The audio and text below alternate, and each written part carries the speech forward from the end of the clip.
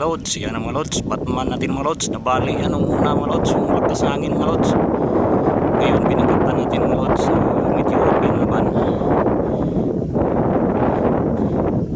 Unang testing ko mga lods, mula ng pagpangkat ay umiikot, kaya niladuan ko sa kaliwa. Ngayon umiikot pa rin na sa kapag ano na siya, kapag tayog na. Yan mga lods, sobrang likot ng hangin ngayon mga lods, kaya hindi mapakali yung saranggula natin mga lods.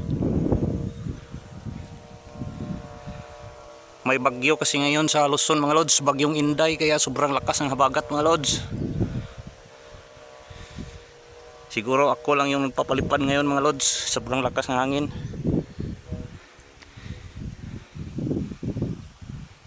Nasugatan pa tayo mga lods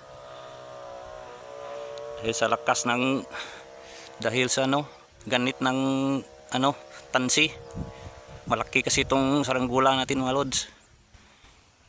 Hindi ko masyadong tataasan mga lods kasi maliit lang yung tansi ko.